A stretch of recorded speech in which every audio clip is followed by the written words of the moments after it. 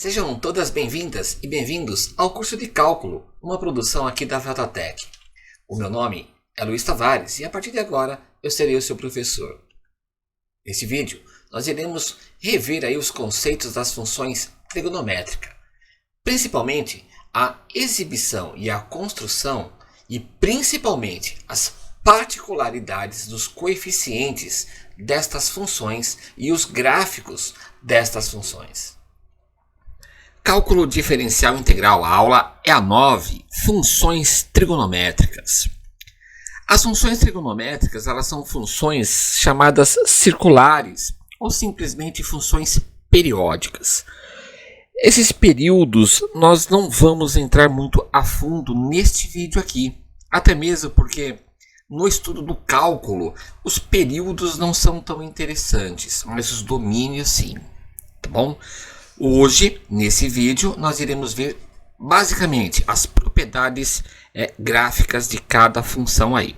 Bem, só para dar uma recordada, isso aí é o ciclo trigonométrico. Aqui do lado direito do vídeo, nós temos o ciclo trigonométrico graduado em graus e aqui graduados em radianos, tá? Eu sei que isso é um conceito lá do segundo grau, né, do ensino médio, mas é interessante a gente sempre ter isso na ponta da língua aí. Bem, vamos dar uma olhadinha então o que acontece. Jamais iremos poder esquecer que a primeira determinação, ela é a primeira determinação positiva. Então a gente sempre vai trabalhar no sentido anti-horário com o ciclo trigonométrico. Não importa se estiver em graus, não importa se está em radianos, eu não coloquei aqui, mas ainda existe a graduação em grados, tá? A gente não precisa ter essas coisas na mente nesse momento e nem iremos utilizar muito isso aqui no curso de cálculo, mas é só uma questão mesmo da gente poder ter isso aí na ponta da língua e refrescada na nossa memória aí. Então, sempre no sentido anti-horário. Mas, professor Tavares, pode acontecer do deslocamento ser no sentido horário? Sim, claro, pode acontecer sim. E neste sentido horário, nós iremos sempre representar por arcos negativos. Um exemplo, esse arco aqui, ele é de 30 graus positivos. Esse outro arco aqui, ele também é de 30 graus. Porém, nós iremos interpretá-lo apenas por uma determinação, tá? Que esse cara aqui, ele vai ter 30 graus negativos. Da mesma forma aqui, né? Ó, π sobre 6 ou simplesmente o 11π sobre 6. Os arcos são iguais, porém, o sentido para onde houve o deslocamento vai tornar aí por uma convenção positiva e uma convenção negativa. Continuando então, nós vamos dar uma olhadinha na seguinte coisa. Como eu disse agora há pouco, as funções trigonométricas, elas precisam ter um período. Existe toda uma equação matemática, nada muito difícil, onde a gente pode calcular e determinar com exatidão o período das funções. Esse assunto nós não abordaremos neste vídeo aqui. Bem, a primeira função trigonométrica que nós iremos estudar é a função seno. Aliás, deixa eu explicar para você uma coisa. Tudo que nós iremos estudar no seno aqui aplica-se diretamente no cosseno também. Então, a função seno, você deve lembrar, ela tem essa cara aí, né? Vamos entender que aqui é o eixo X, o eixo dos reais, onde estão os nossos domínios. E aqui eu também tenho o eixo dos reais, aonde estão as nossas imagens.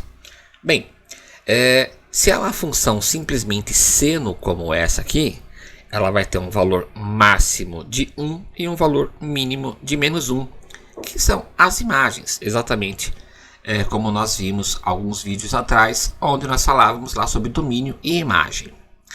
Bem, e qual seria o período desta função então, professor Tavares? O período da função é quando ela começa a se repetir.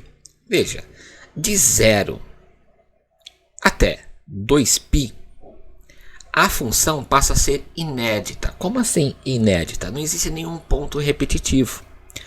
A partir de 2π, ou seja, o que subentende-se aqui, que a função ela vai subir aqui novamente e vai fazer esse perfil aqui, né? Esse trecho onde está o cursor do mouse, ó, é exatamente igual a essa parte aqui. Então, o tamanho da função aí seria o período. Se você aplicar isso lá na ondulatória, dentro do universo da física, isso aí nós iremos representar uma onda. Pode ser uma onda sonora, uma onda eletromagnética, pode ser um tipo de onda, tá? Então acontece, seria exatamente o lambda, que é o tamanho da onda, né? Ou seja, o período, olha, ele começa aqui no 0 e vai até 2π. O período para o seno e para o cosseno, 2π, super tranquilo por aí. Já o período da tangente, da cotangente, secante e essas outras funções, nós não iremos abordar neste vídeo aqui. Mas é interessante que você vá buscar referências sobre esses períodos aí. Calcular períodos dentro do universo do cálculo diferencial integral não faz assim muita importância para nós. Por isso que nós vamos deixar esse assunto aqui para uma outra oportunidade. Então, como eu disse agora há pouco, o que iríamos aplicar para o seno, aplicamos para o cosseno também. Bem, e aí vem as particularidades das funções, e isso sim é assunto deste vídeo aqui. Nem sempre você vai encontrar apenas seno de x. Deixa eu mostrar para você como a função seno de x irá aparecer para nós, principalmente dentro do estudo do cálculo diferencial e integral. Eu tenho lá um coeficiente a, mais ou menos, ele pode ser positivo, pode ser negativo, ele pode ser um número real qualquer. O b também é um número qualquer. Ele só, lógico, ele não pode ser zero, né? Porque se ele for zero, ele vai zerar tudo que está aqui dentro. Tudo bem? Então, olha só. A, B, C e D nós vamos chamar de coeficientes. Eu sei que talvez você não esteja habituado de enxergar a função seno desta forma, mas aqui no cálculo, se você interpretar o seno desta forma, vai te ajudar muito para o que está por vir. Então, olha só, nesse vídeo nós iremos ver o que o A faz, o que o B faz, o que o C faz e o que o D faz. Então, vamos com muita calma, bem devagar, para que você não possa perder nenhuma explicação, nenhum detalhe desse vídeo aqui. Vamos começar justamente com o eixo A. O eixo A não, desculpe, o coeficiente A. Professor Tavares, o que o A faz dentro desta função? O A, ele é justamente aonde a função vai tocar o eixo Y. Vamos dar uma olhadinha aqui, ó. Veja só, eu tenho aqui como exemplo a função f de x é igual a 3 mais seno de x. Toma cuidado, muito cuidado, que ainda nesse vídeo nós iremos ver 3 mais seno de x, iremos ver o 3 que multiplica seno de x, e ainda nós iremos ver a função seno de 3x. Então, vamos com muita calma. Neste momento, nós estamos pegando um número inteiro, né, um número real qualquer, e vamos somar com a função seno. E vamos dar uma olhadinha o que vai acontecer. Para fazer os gráficos deste vídeo aqui, eu estou utilizando um software totalmente gratuito que é o GeoGebra. Talvez você deve conhecer aí. Então, todos os nossos gráficos foram gerados pelo GeoGebra. Tá aqui, ó. Esse é o gráfico da função 3 mais seno de x. Professor, aonde o A desta função aparece aqui no gráfico? Aparece aqui, ó. Exatamente aqui. Numa função seno de x, ele começa aqui no 0. Ó. Então, esse 3 ele desloca toda a função no eixo y. Professor, então, se fosse menos 3, ele cortaria lá embaixo no menos 3, no y? Sim, exatamente. Exatamente isso que nós estamos falando. Ah, então eu entendi. Então eu posso tranquilamente, professor, colocar que o que eu somar no seno é o quanto ele vai subir para o y ou descer para o y. Sim, é exatamente isso que nós estamos falando. Vamos dar uma olhadinha agora no b. Professor, o que o b faz na função? Quando a gente pega um número real e multiplica a função inteira do seno, o que acontece com ele? Bem, o b ele é responsável pela amplitude ou pela redução da amplitude da função. Ou seja, deixa eu melhorar essa fala aí. Ele é responsável por ampliar ou reduzir a amplitude da função. Como assim, professor? Mostra no gráfico para a gente. Tranquilo. Essa é a função seno normal. Veja que a função seno, como vimos agora há pouco, ela vai do 1 e menos 1.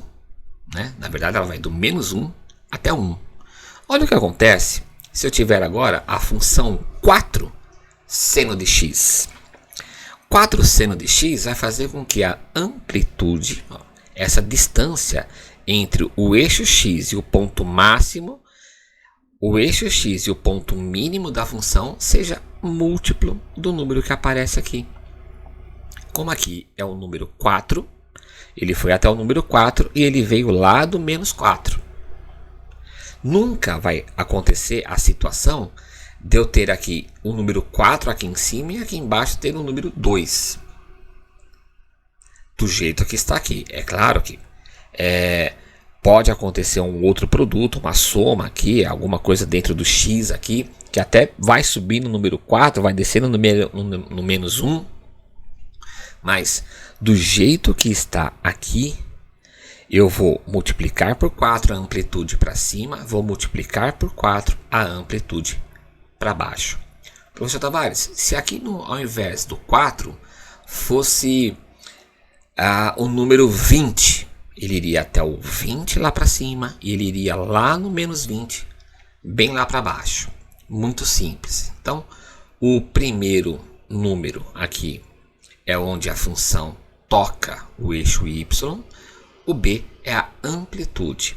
Professor, nesta função aqui, o a seria 0? Sim, eu tenho 0 mais 4 seno de x. Por isso que ela toca no 0 aqui, ó.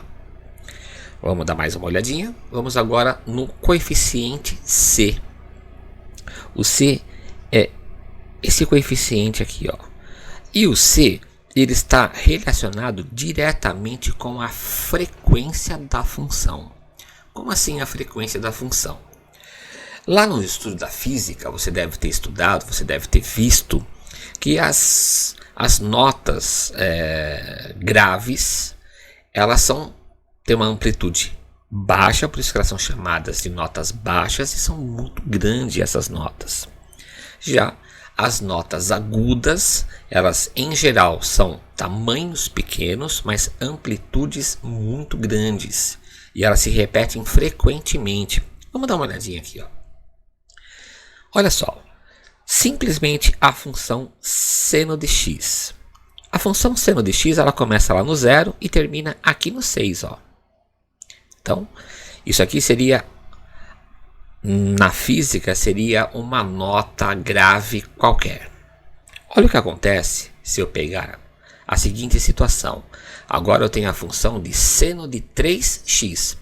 Agora há pouco eu chamei a sua atenção onde nós tínhamos a função 3 mais seno de x. Agora é o contrário. Agora eu tenho o 3 multiplicando diretamente a nossa variável, seno de 3x. Olha o que vai acontecer com o nosso gráfico.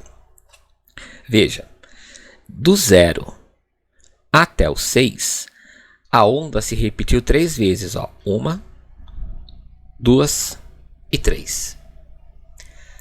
Então, levando isso para, exemplificando essa situação lá no universo da física, aqui eu teria uma nota grave, aqui eu teria uma nota mais aguda, porque ela está se repetindo com uma maior frequência. Não necessariamente a questão de ser muito aguda, porque a questão de ser agudo ou grave está relacionada diretamente com a amplitude aqui. Mas você entenda que aqui eu tenho uma onda bem comprida essa onda é 1/3 deste valor aqui, ó. Se você for imaginar, ela inteira vai do 0 a 2, ó, aqui, ó. Ela viria aqui, ó, de 0 a 2. Eu teria uma onda aqui.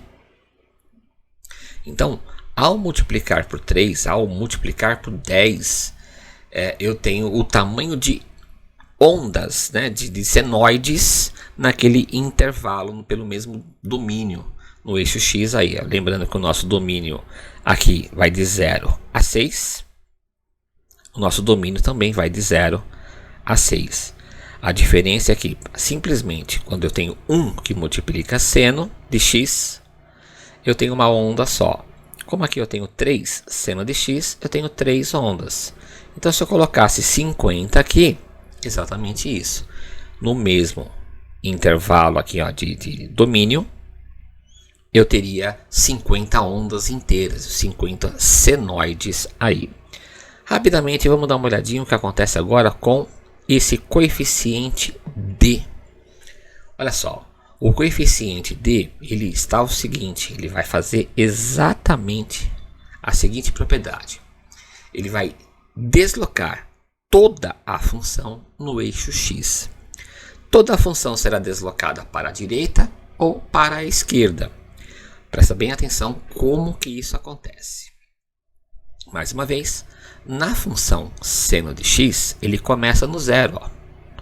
Porque é como se eu tivesse seno de x mais 0. Começa no 0. Olha o que eu vou ter agora. Eu tenho aqui, ó, função seno de x mais 2. Vamos dar uma olhadinha no gráfico como é que vai ficar. Ao invés de começar no 0, ele começou, olha, no menos 2. Mas, professor, o 2 aqui não é positivo? Ela não teria que começar no 2? É aí que eu chamo a sua atenção. Se eu estou somando a qualquer número real a função, é o quanto ela vai se deslocar para a esquerda. Se eu estivesse aqui, seno de menos 2x, toda a função seria deslocada para a direita. E aí eu começaria a função no menos 2 aqui. Não entendi, professor. Então vamos repetir.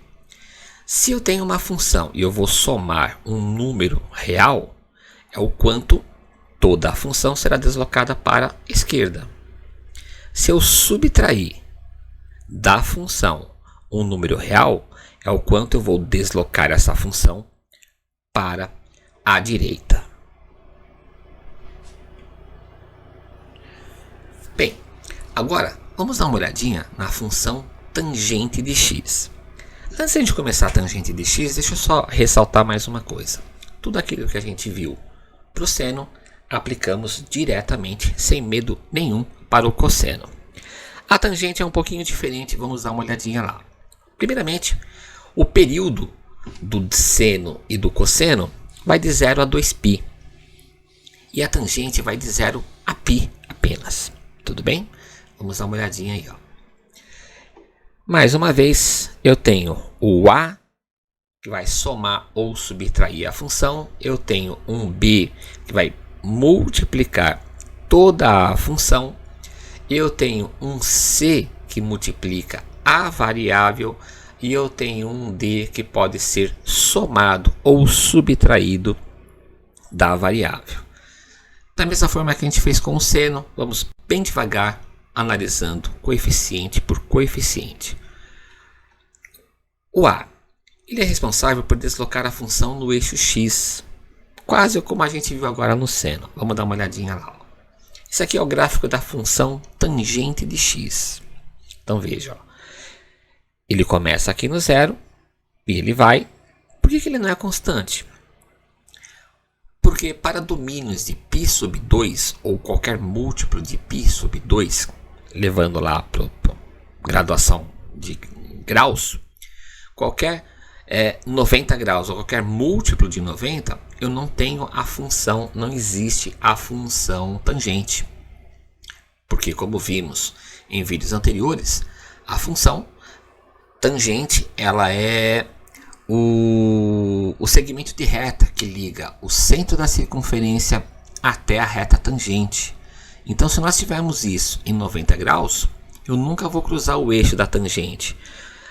Um arco de 90 ou 270 ou qualquer outro múltiplo desses arcos, eles serão sempre paralelos ao eixo da tangente. Eles nunca irão se tocar, nunca irão se cruzar em momento algum.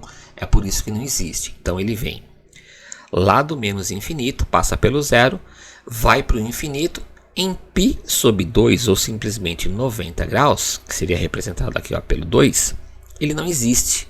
Já no instante seguinte, ele vem lá no menos infinito, vai passar de novo pelo zero e vai subir novamente.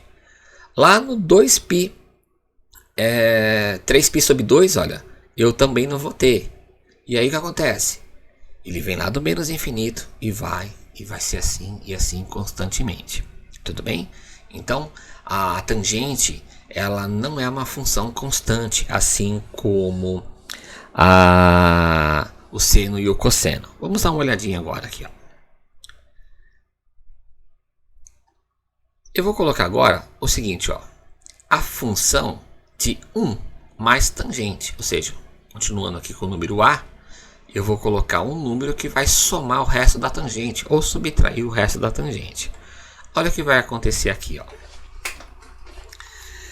Ela acabou se deslocando aí, no eixo, tá? Ela também vai passar pelo zero e o que vai acontecer?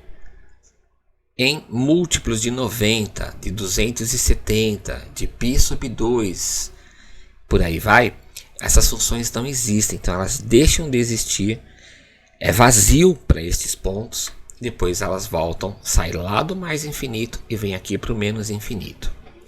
Olha o que vai acontecer aí, Esse 1 é justamente esse 1 que vai aparecer aqui, Então eu desloquei a função, no eixo y aqui.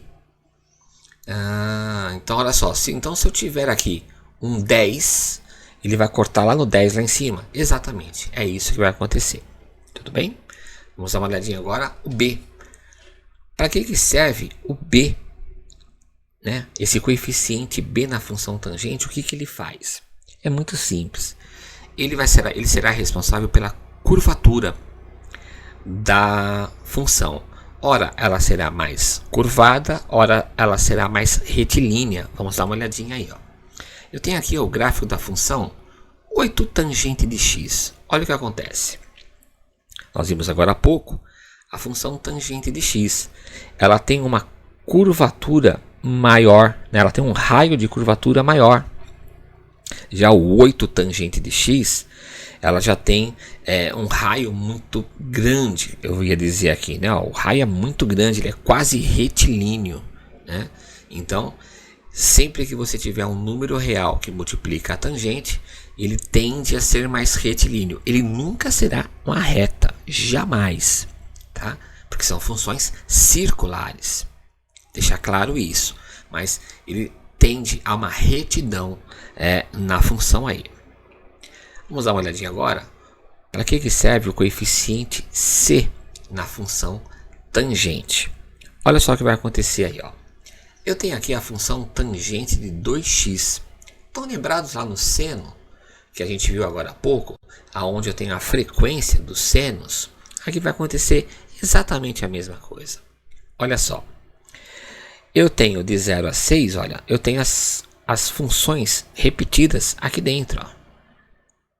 Eu tenho, na verdade, duas funções tangentes de 0 a 6. Não é para você entender que cada gráfico desse aqui é uma função. Não, a função ela começaria no 0, ela vem aqui e ela terminaria aqui. Ela vai de 0 a 3. Como aqui nós temos duas vezes tangente, então eu tenho mais aqui, 1, 2, 3, 1, 2, 3. Então eu tenho duas funções aqui dentro. Essa função da tangente ela é repetida duas vezes. E para fechar, o coeficiente d. Para que serve o coeficiente d? Esse coeficiente d ele é muito complicado. Não vou dizer que ele é muito complicado, mas ele é muito perigoso. Vamos dar uma olhadinha o que acontece. Eu escrevi aqui para você memorizar que é onde a função toca o eixo x. Mas olha só, é onde toca o eixo x pela primeira vez. porque ela sempre vai tocar o eixo x no zero, inclusive. Vamos dar uma olhadinha aí, ó. Bem, eu tenho a função tangente de x, ó, é x mais 5. Olha o que vai acontecer. A primeira vez que ela vai tocar o eixo x é no menos 5. Professor, então aqui também aplica-se o que acontece lá no seno e no cosseno. Se eu somo, eu desloco 5, ou o número que eu somo para a esquerda. Se eu subtraio, eu desloco toda a função para a direita. Sim, se eu somo, a função é deslocada para a esquerda. Se eu subtraio, a função toda é deslocada para a direita. Então aqui, ó, como eu tenho mais 5, a função que começaria no 0 começa no 5. Professor, se eu tivesse então aqui menos 5, a função começaria lá no 5? Sim. Então, presta bem atenção no que eu vou te falar agora aqui, ó. Ela começa aqui. E ela vai terminar onde aqui, professor? Ela terminaria aqui, ó. Então ela começa aqui, vai lá para o infinito.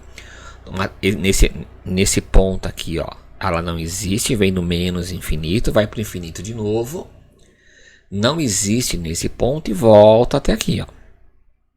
Aqui é uma repetição desse primeiro trecho aqui.